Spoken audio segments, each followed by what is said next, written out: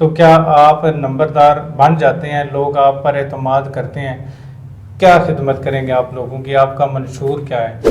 کیا آپ نے پہلے اپنے سورسز کو استعمال کرتے ہوئے اپنے گاؤں کے فائدے کے لیے کوئی کام کیا ہے؟ وہ جانٹلا سے ڈوگا وہ بنی تھی، اور اس ٹینیور میں میں چودھری عابد رضا صاحب کے ساتھ تھا، اور اس میں مین بات یہ تھی کہ جو وہ روڈ بنی وہ مین گاؤں سے جو ملکہ سے کھاریاں روڈ جاتی ہے اس سے لے کے ڈوگا تک تھی۔ السلام علیکم، میں ہوں مجاہد حسین اور آپ دیکھ رہے ہیں براک نیوز۔ ناظرین، پاکستان کی امیر ترین تحصیل کھاریاں کا ایک نوائی گاؤں ہے جھانٹلا، جہاں 18 اپریل کو تقریب ہونے جا رہی ہے، اور نمبرداری کے لیے جو امیدوار ہیں جو ملک نوید عوان صاحب ہیں اور غالب مہر صاحب جو کہ جھانٹلا گاؤں سے ہی تعلق رکھتے ہیں، آج ہمارے ساتھ موجود ہیں ملک نوید عوان صاحب جو کہ ایک سوشل پرسن بھی ہیں اور پورے گاؤں میں ہر ایک بندے کے ساتھ بہت اچھے تعلقات ہیں۔ آج ان سے ہم پوچھیں گے کہ سب سے پہلے تو ان کو ہم ویلکم کرتے ہیں اپنے پروگرام میں، اور پھر اس نمبرداری جو تقریب ہونے جا رہی ہے اس حوالے سے بہت سارے سوالات ہیں، وہ بھی آج ان سے ڈسکشن کریں گے۔ السلام علیکم جی وعلیکم السلام۔ ملک صاحب، سب سے پہلے تو آپ کا شکریہ کہ آپ نے ہمیں وقت دیا، تو اپنے پروگرام میں خوش آمدید کہتے ہیں آپ کو۔ بہت شکریہ، یہ میرے لیے بہت اچھا اتفاق ہے کہ میں آپ کے ساتھ بیٹھا ہوا ہوں اور آپ نے مجھے اپنے اس پروگرام میں مدعو کیا، بہت شکریہ۔ ملک صاحب، آپ امیدوار ہیں نمبرداری کے لیے، اپنے گاؤں کی خدمت کرنے کے لیے آپ کی یہ خواہش ہے کہ لوگ مجھے منتخب کریں۔ سب سے پہلے تو آپ مجھے یہ بتائیں کہ نمبردار بننے کے لیے کرائیٹیریا کیا ہے؟ نمبردار بننے کے لیے جو بیسک کرائیٹیریا ہے، اس میں کوئی بھی بندہ نمبردار منتخب ہو سکتا ہے۔ اس کے لیے سب سے پہلے جو بیسک چیز ہے وہ گاؤں کے لوگوں کا اس پہ اعتماد کرنا، صحیح، اس کی فیور میں ووٹ کرنا۔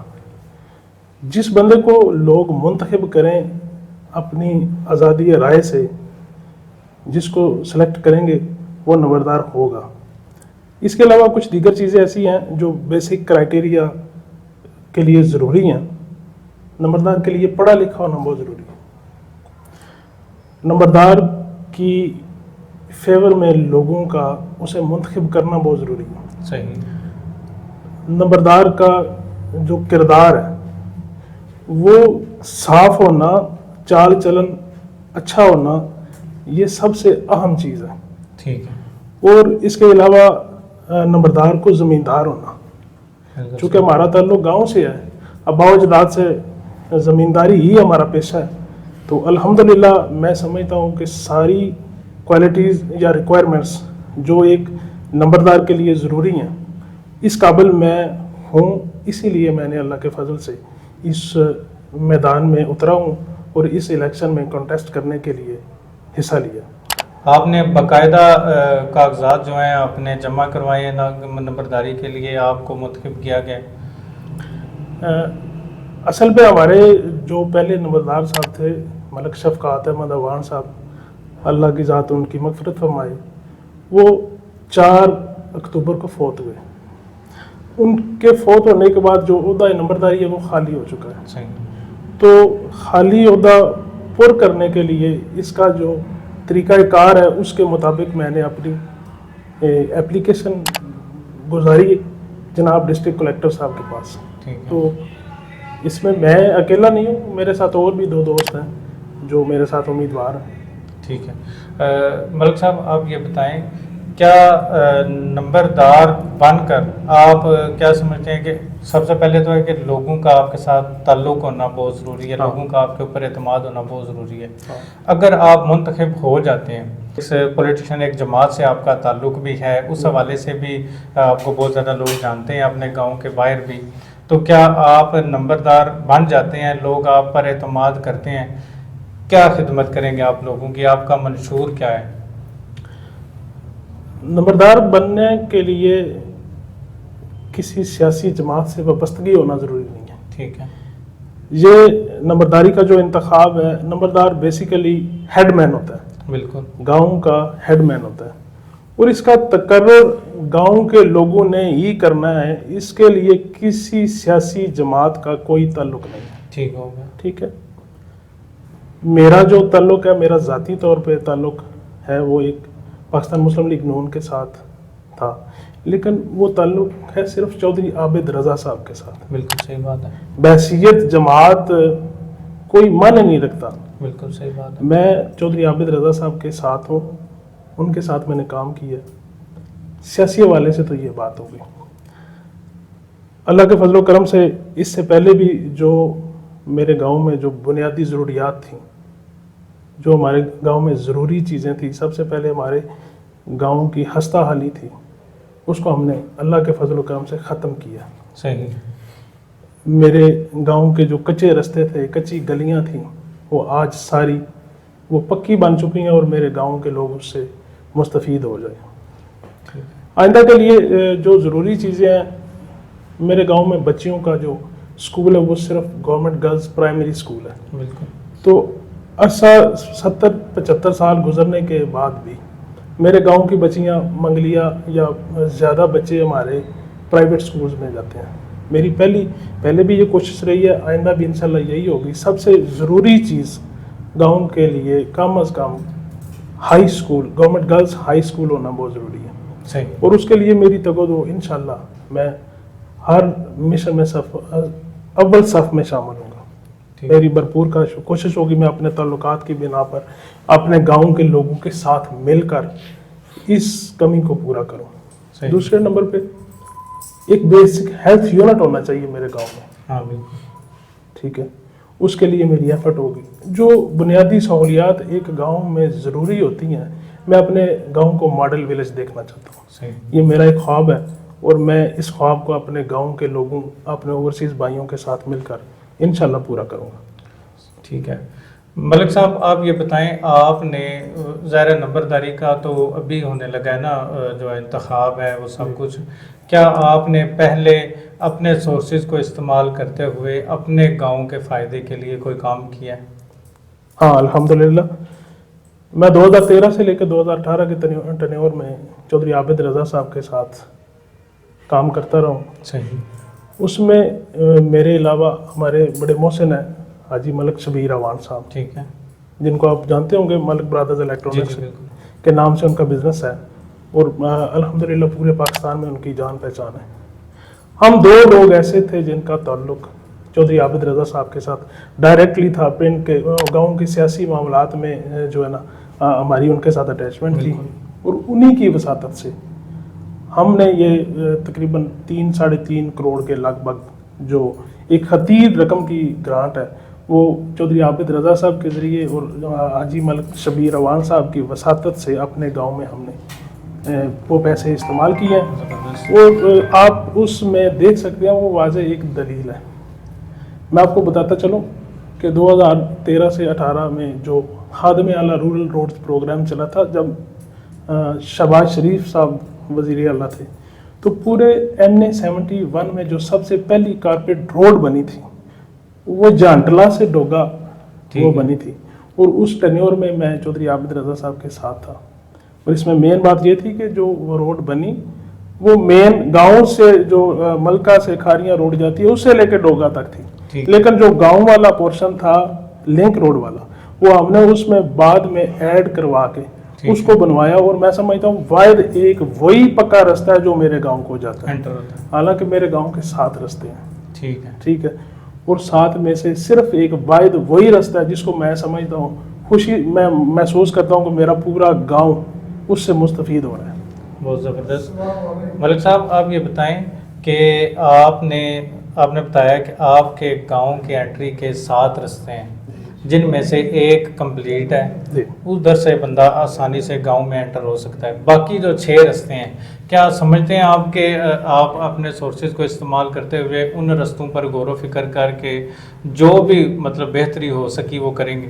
ہاں انشاءاللہ میں اپنے گاؤں کے لوگوں کے ساتھ مل کر ان کی نمائندگی کرتے ہوئے مجھ سے جو پاسبل ہوا ہے ہر فورم پہ جانے کے لیے میں تیار ہوں. اور ہم کچھ 1-2 رستے ہیں جو لوگوں نے بند کر رکھے ہیں, تو میں ان کو باغزار کروانے کے لیے, کھلوانے کے لیے انشاءاللہ اپنی پوری ایفرٹ کروں گا. اور اس کے لیے اپنا تن من دھن جو بھی لگانا پڑا میں اپنے گاؤں کی بہتری کے لیے وہ کرنے کے لیے انشاءاللہ تیار ہوں. ٹھیک ہے.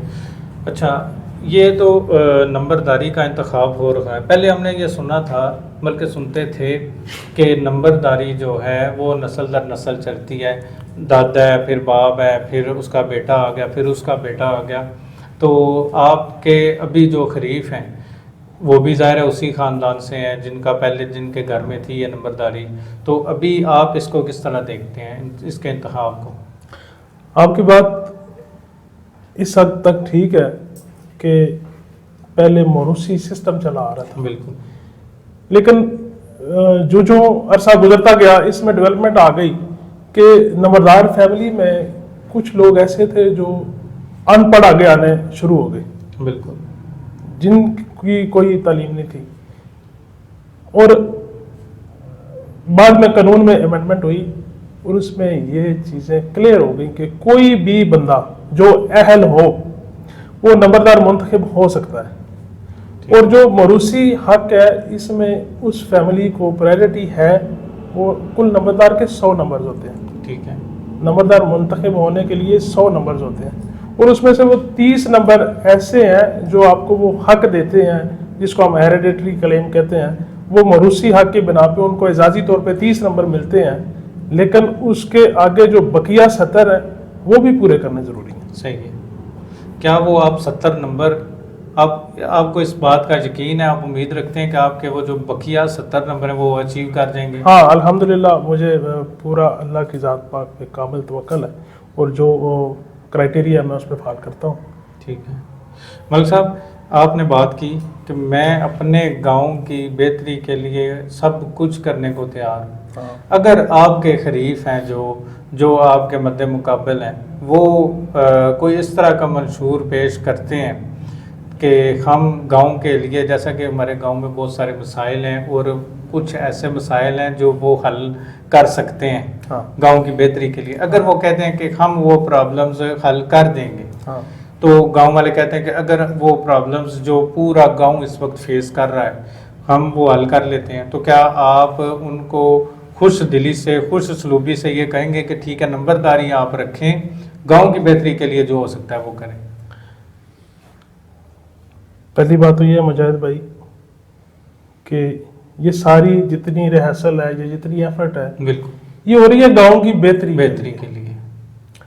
اور میں یہ ضروری نہیں سمجھتا کہ میں ہی گاؤں کی بہتری کے لیے اپنا کردار ادا کروں گا.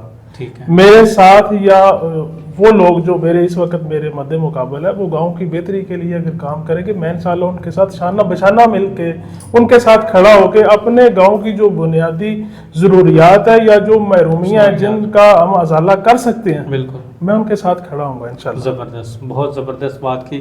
ملک نوید صاحب ہمارے ساتھ موجود تھے. بہت ہی زبردست ان کا منشور ہے کہ اپنے گاؤں کی بہتری کے لیے، جیسا کہ پورے گاؤں کے لوگ یہ جانتے ہیں کہ اپنے سورسز کو استعمال کرتے ہوئے انہوں نے جتنے بھی گاؤں کی بہتری کے لیے کام ہو سکتے تھے یا جو یہ کروا سکتے تھے انہوں نے کروائے.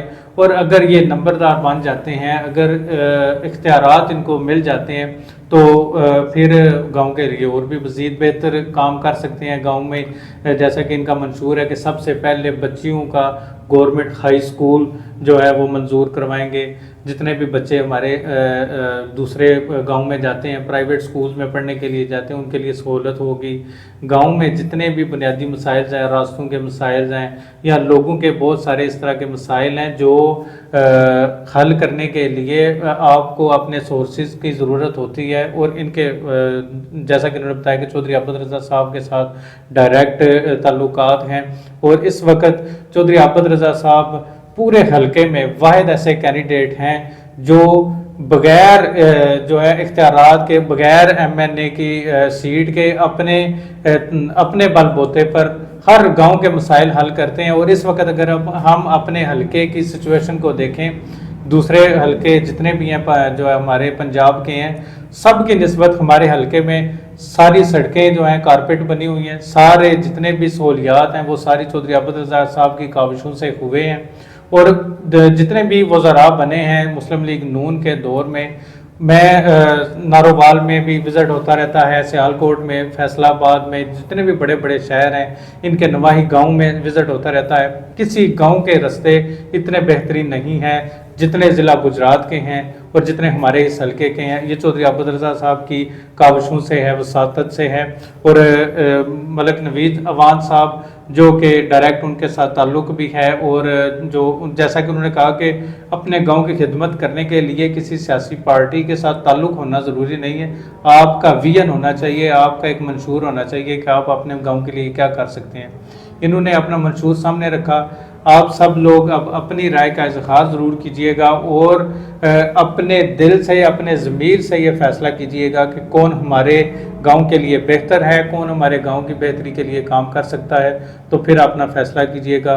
नेक्स्ट वीडियो तक मुझे दीजिए इजाज़त, और इंशाल्लाह जिस दिन नंबरदारी की ये तकरीब होगी हम उस दिन भी लाइव आपको दिखाएंगे कि नंबरदारी का इंतखाब करने के लिए क्या तरीक़ाकार इख्तियार किया जाता है, किस तरह नंबरदार को जो है मुंतखब किया जाता है और कौन मुंतखब होगा, ये भी हम आपको बुराक न्यूज़ की वसातत से दिखाते रहेंगे।